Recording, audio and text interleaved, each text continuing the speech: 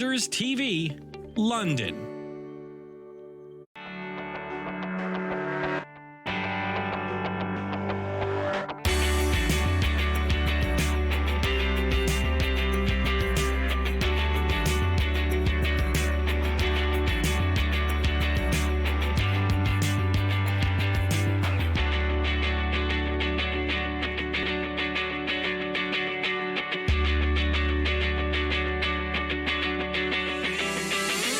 Welcome again to this week's episode of LdnOnt TV here on Rogers TV.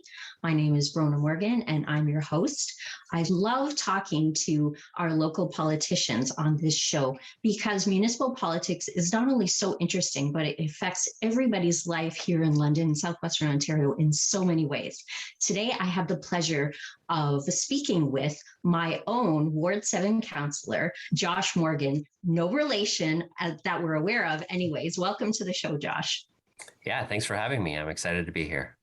So glad that you could make it today. Now, I know one of the things I really wanted to talk to you about today was why you decided to get into politics, because I know that, most people get into municipal politics from other walks of life. What was it that made you want to throw your hat into the ring in 2014 and become potentially a municipal politician? And now you've succeeded for your second term you're in now. Yeah, well, at the time in 2014, there were some issues that I was very passionate about, all centered around community empowerment, really. And that's why you saw in my first term, if you paid attention, which some people do and some people don't, me push issues like neighborhood decision-making, letting communities shape the neighborhood they live in, push issues like ranked ballots, which empowers voters to have more options and more choice on the ballot, and engage in a number of community activities that were really about going back down to that grassroots level and empowering just regular people in their neighborhoods to have the opportunity to make those neighborhoods great, or at least a little bit better, so that it feels like you have a different type of ownership over them if you've had a greater say. And to me, there are big things you can do at the city level, but there are also small things you can do with even local planning processes to get people involved, to make sure that they have the ability to understand where their power and influence is in the process. And so I have lots of development in my ward, and on each and every one of those developments, I've had the opportunity to really show people how they can influence that process. So for me, I got involved because I'm excited about empowering individuals to have that control over shaping their neighborhoods. And now that I have kids of my own, which I did when I got elected, but I have more now, it's really neat to try to instill that in them too, to make them good citizens who are engaging and trying to shape the community around them. Interesting that you mentioned neighborhood decision making, because we're going through that process right now here in London I'm not sure how many times we've done this now, but it's a really interesting process. Can you talk a little bit about how it works and how people can get involved? Sure. Well, I can tell you about it. And yeah, you weren't sure how many times we've done it, but we've been doing it since 2017, although we did skip 2020 because of the pandemic year. Since then, we've handed out $750,000 of community projects. The number of ideas submitted have been 756. It's involved 22 unique neighborhoods across the city. Regular citizens have cast 44,000 votes across the city through neighborhood decision making. And so let me go back a step and tell you what it is.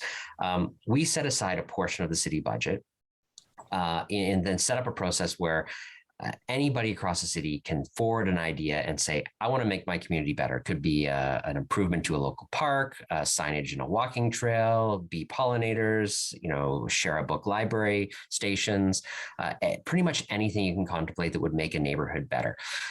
We put that out to the community. We take all those ideas in, and then we engage in a voting process. There's a step where staff helps people if they're not really sure how their idea would come to fruition. There's a bit of time there to kind of flesh the idea out with our expert and professional staff. But once those ideas are set, it goes back to the community in a voting process. So you have residents going out and trying to encourage their neighbors to support the projects that they're excited about. And at the end of the day, there's a vote. We pick a few projects, and like I said, there have been, I think, 51 successfully built and constructed projects across the city that were all citizen, neighborhood, resident generated, that came to fruition through this process. And the most exciting thing to me about it, anybody can participate, anybody can vote. That it doesn't matter your age or status or whether you're allowed to vote in a regular election, anybody can participate. And that makes it a really amazing outreach deep into the community, to get anybody and everybody involved. And that's, I think, one of the really cool things about this process is that it doesn't limit even young people from participating in the voting process. So not only does it have that community engagement aspect, but it's also kind of educational in a way, isn't it? Oh, absolutely. I would say I have two quick stories about this. The first time that I went to a neighborhood decision-making voting session, I wanted to go see how it was set up and what it was like. And I saw that the clerk who was gathering the ballots in the boxes had to actually set this ballot box on the ground. So this tiny 4 or 5 year old girl could actually reach the ballot box and put her ballot in the box. And to me, that was just amazing that there was, the youngest of the young, just able to mark a ballot and was out there trying to, vote and make her community better. With my own daughter, I remember her, tucking her in on the night before the vote and her stressing about like, what should I vote for? I like the idea about the new water fountain at the community center, but my friend likes the idea of the new benches at the baseball diamond. And I don't know which one I should support because I want to help him, but I like this idea.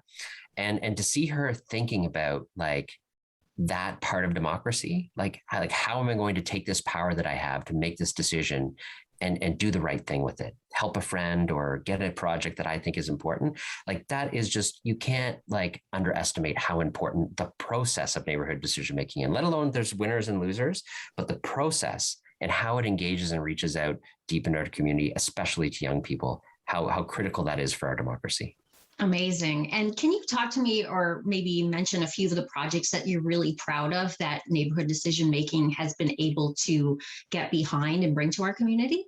Yeah, I'll give you a couple of examples. There's been tons of improvements to local parks, whether that's new signage or exercise equipment. There's even a Ninja Warrior course that was successful at one iteration of the project. But one of the really special ones to me was a group of students at the local high school here. They got together, St. Andre Bassett, sorry. They got together and they established this thing called the Polar Express. And what they wanted was some startup money to create a program where they would gather presents and gifts for other members of the community who were less fortunate and didn't otherwise have the opportunity to do that. And that was a winning project. And they got all the startup infrastructure to get all the equipment on that. And they have done that each and every year since without the support of city money. But the program gave them the catalyst, the will, the motivation to go out there and get that project started. And it's a project that continues today and continues to help the less fortunate in our community who might not otherwise get to celebrate the holidays in the same way. And that's a really special one for me. That's fantastic. And so it's great to know that, all of us can engage in this process, which is coming up. The voting part, I think it's during November, correct? Yes, I think that a voting day is November 6th. I have to check. So that's when it is. But this process happens each and every year. So if you don't get a chance to participate this year, neighborhood decision making is an annual program, and certainly get your ideas going for 2022. I know I have a few, so I'll be working on it for next year. Fantastic. Josh, we're going to have to take a short break, and I'm hoping that our viewers will stay with us because there's a lot more questions I have for you as not only Ward 7 Councillor, but also Deputy Mayor and in your role with the university as well. So please stay with us. We'll have more with Josh Morgan after the break.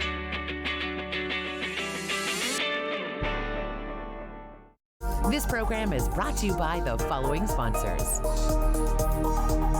Hi, I'm Dan Mailer. I'm the host of London Lights, the show where we talk about notable Londoners who have made a big mark, big impact on the world of music, entertainment, sports, politics. Hi everyone, my name is Dr. Mario Elia, and I'm the host of a new show here on Rogers TV that we're calling Keeping London Healthy with Dr. Mario. So tune in Wednesdays at 6:30 p.m. and we'll see you then. It was my daughter's birthday. She was blowing out the candles on her cake when we heard coming from the TV. So we stopped and listened, and it helped us get to safety. That's why when I think of my daughter's birthday, because now she gets to keep having them.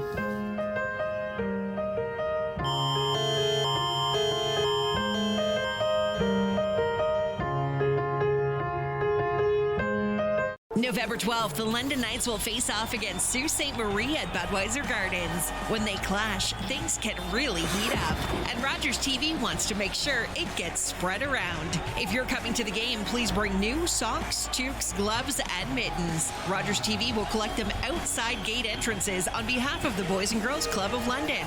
Rogers Night, November 12th at Budweiser Gardens. Rogers TV and the London Knights teaming up to keep kids warm and woolly this winter.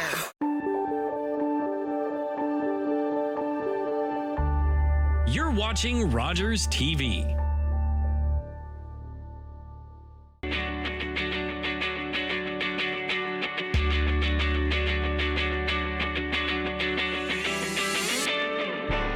Welcome back to LdnOnt TV. We've been speaking with Josh Morgan, Ward 7 Councillor for London and Deputy Mayor. We were talking a little bit before the break about neighborhood decision making, and actually the voting is coming up. So maybe, Josh, could you give us a few more details for our viewers so they can participate? Sure. For all the information on neighborhood decision making, you can go to getinvolved.london.ca/NDM. And there you will be able to see all of the projects that are available across the city for voting. You'll also see that voting day is November 6th, and you can vote online between the hours of 10 a.m. and 4 p.m. There's also some in-voting locations, and I would encourage you to go to that website, check out the projects, check out where you can participate, and be part of it, because you've got the vote and you've got the power to shape your neighborhood, and that's what it's really all about. Regardless of how old you are, or, if you're new to the neighborhood or new to the city, you can still participate in the process. And that's one of the things that's fantastic about this process. And Josh, if you don't mind, I'd like to talk a little bit more about our ward, Ward 7. I've moved to this ward, I think almost 3 years ago now. Love it here. Love the diversity, which I think was a bit surprising to me because we're kind of in suburbia here. Talk to me about the things that you love about being a resident and also a representative from Ward 7. What's special about our ward? Oh, there's a ton special about our ward. Not only is it home to some of the great natural features of the city with the Medway Valley, a wonderful set of walking trails and a great way to experience nature. But as you had already mentioned, it is a diverse and growing part of the city. It's got wonderful historical components like Hyde Park and the old village of Hyde Park, which is currently transforming itself. And there's a wonderful BIA there with all sorts of programming and activities. We have our own Santa Claus parade that goes down Gainsborough Road. But really, we've got this rich cultural diversity that has really, I think it might surprise some people because it's the suburbia of the city up in the northwest corner, but so many opportunities to engage with different cultures and different people, and so many opportunities to do local programming and local events. People are always doing things in our local parks. There's always activities at the local community center and library.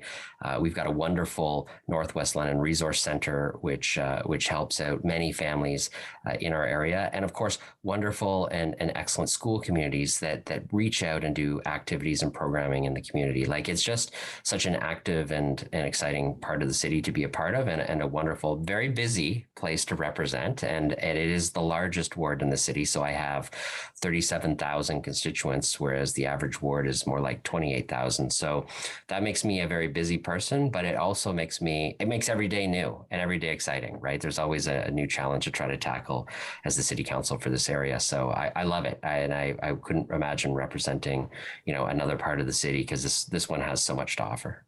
Absolutely. Now, I know that council is still considered a part-time position. You also are serving as deputy mayor, but then in your regular day job, or your regular job that I guess pays the bills, you work for the university. Can you talk to me a little bit about your role as the recruitment and development officer? I think it's the government program that you work in. Yeah. So first I would say, I do think city council is full-time hours. I mean, they may not say it's a full-time job, but it's definitely more than full-time hours. And so I do have another job. I am the recruitment and development officer for the local government program at Western University, which trains municipal officials in public administration. So we basically teach municipal administrators all the things about being a public official, strategic planning, financial, government, how policy processes work. It's a wonderful training program for local government officials. And I've been a part of that program since, it's been 15 years now. So I think all the way back to 2006 or so. I have taken a reduced responsibility over the years. I've found that managing those two jobs is actually quite difficult to do, and what I end up doing is pushing out family time, which I don't like doing at all. So I have a reduced responsibility arrangement. I don't do that job with as many hours as I used to in the past, which makes me a little bit sad because I enjoy it so much. But I definitely enjoy the public service part of my life as well, and freeing up time for that and time for my busy and not small family. It's with 4 kids. Every day is kind of an adventure here too. So I love it, and it's a great program to be part of.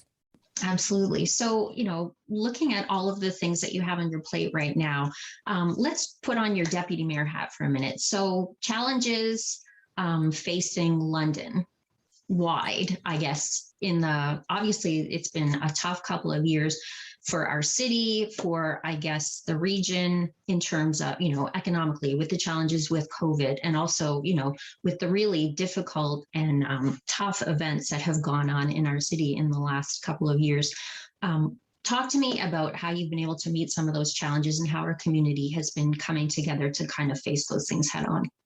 Yeah, so I think that there's a couple of challenges here. There's challenges that the city itself has, because as a corporate entity, much like every other business in the city, we have been impacted as well with the way that we do business and the services we provide. And so I think COVID has been very challenging for us as a city to figure out how we can best provide all of those services that Londoners depend on in ways that meet the provisions of COVID protocols. And in some cases, we couldn't run services on the recreational programming side of things. They were shut down for a period of time, which is a huge it's a huge problem, because many members of the community rely on the services that we provide to them. So there's the corporate challenges, and there are many financial challenges associated with COVID, as anybody who runs any sort of business line would tell you.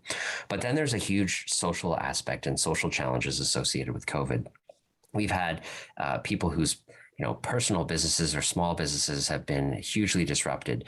People whose incomes and livelihoods have been significantly changed, and let alone being for many months cooped up in a house without, for those who are parents with school at home and online learning, there's been an incredible pressure on every segment of our society. And so I think that's why the city moved towards working with all sorts of community partners to establish the London Community Recovery Network, and for us to try to move towards a common set of goals on both the economic and social side of things, to work towards, not just as government, but as individuals and not-for-profits and private businesses in the city. That recovery network is incredibly important for us to meet the challenges that are growing in our city. And all of while COVID is happening, there's also this incredible pressure on the city as a place that people are moving to. And that has created challenges with affordability of housing. And I don't just mean social and affordable housing, but also general affordability. Those who are, have got a small family and are looking to move into their first house, like, it is a very difficult challenge right now to try to accomplish finding a place to live and grow your family with the way that prices have accelerated in the last little while. So affordability across the board has been a challenge.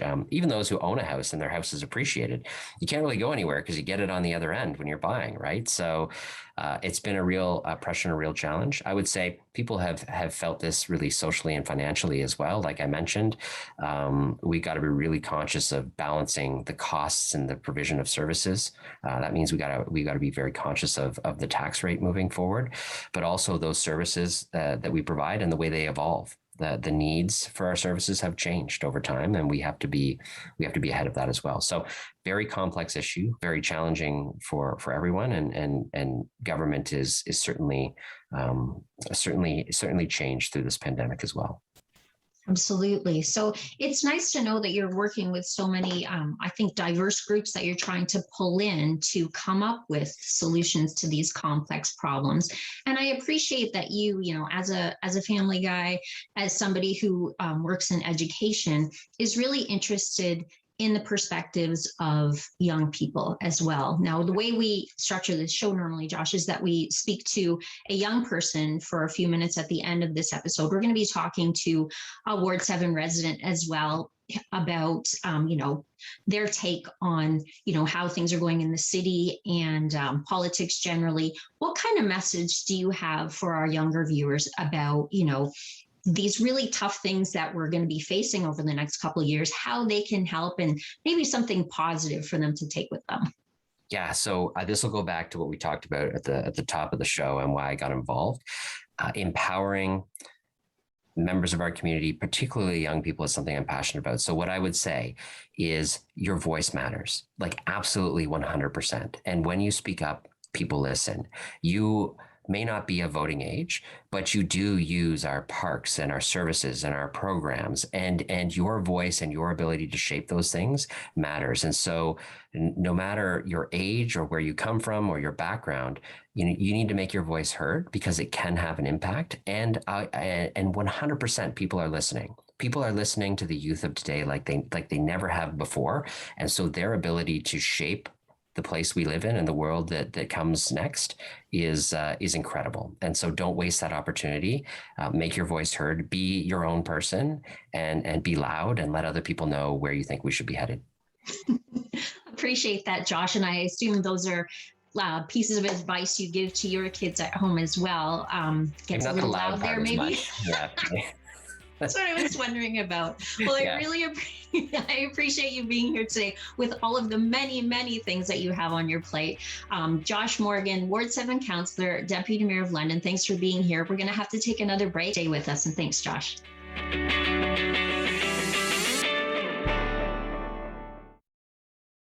This program is brought to you by the following sponsors. Hello, I'm Liz Dowdsville, Lieutenant Governor of Ontario. In 2008, carbon monoxide, a deadly invisible gas, killed an entire family in our province. That tragedy led to a new law requiring homes with potential CO sources to have alarms. John Gignac's family members passed away that day, and he shares his story to save others. Please make sure you have working CO alarms in your home. Protect your family today.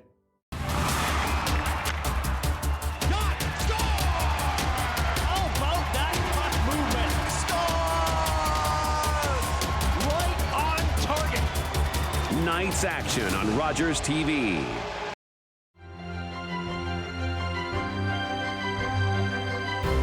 I'm Shannon Woolley, host of Batter Up Beachville on Rogers TV. Join myself and Doug Harris as we learn more about the first recorded baseball game in Beachville.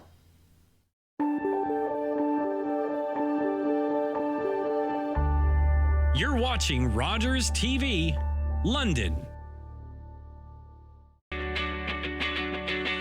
Welcome back to LdnOnt TV. I'm your host, Bronagh. We were just spending some time with Ward 7 Councillor and Deputy Mayor Josh Morgan.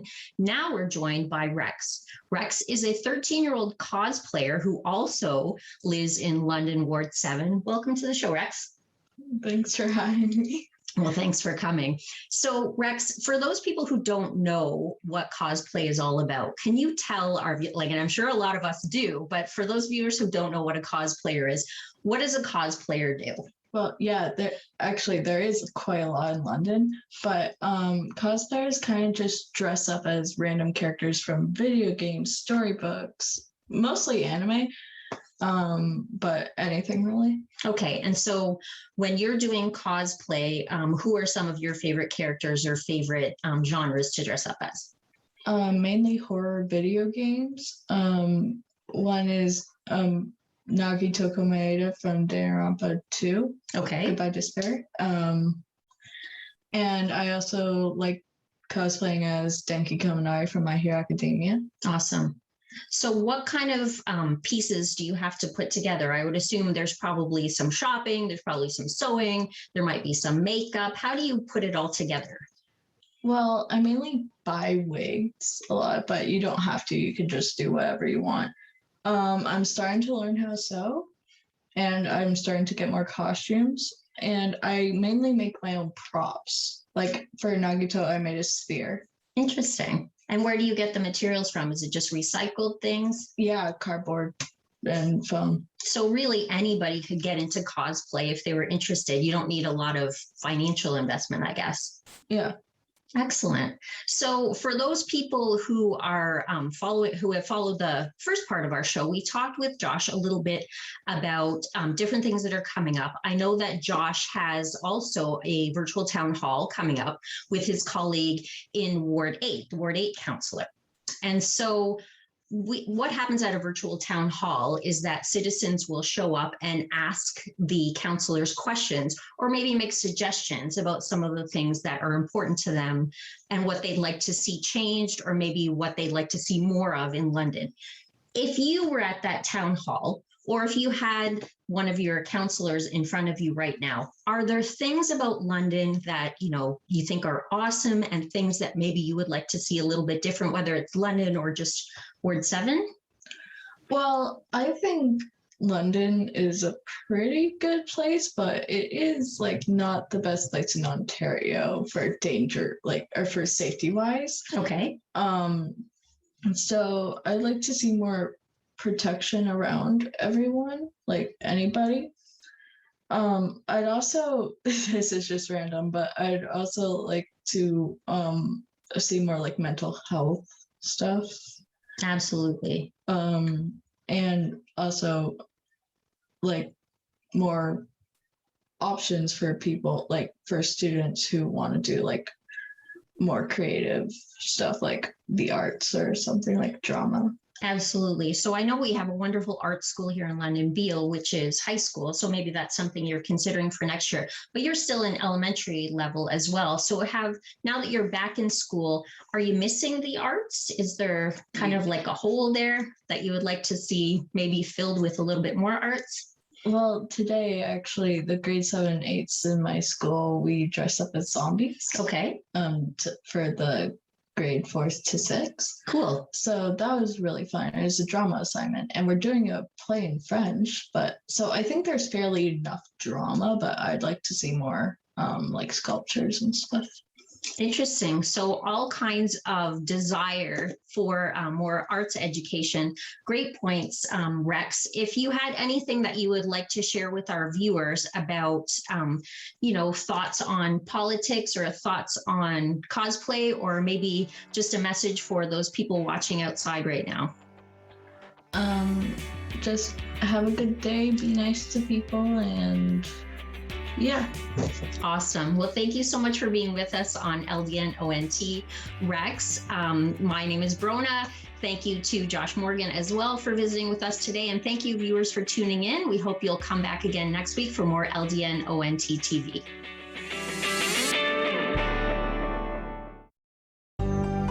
Call the Rogers TV viewer response line.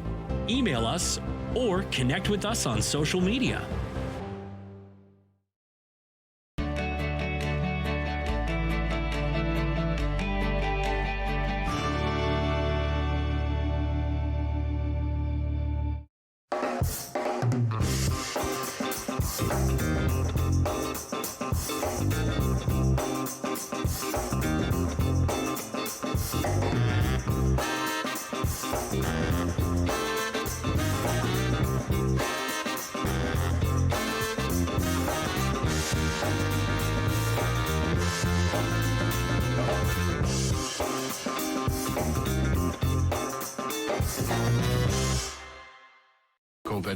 COVID-19. The pandemic impacts our everyday lives, and the ripple effects of COVID-19 seem to change on a daily basis. Rogers TV keeps you informed about how the pandemic hits close to home with live coverage of the Middlesex London Health Unit and the City of London media briefings. Keep up to date on the latest in London and Middlesex with updates from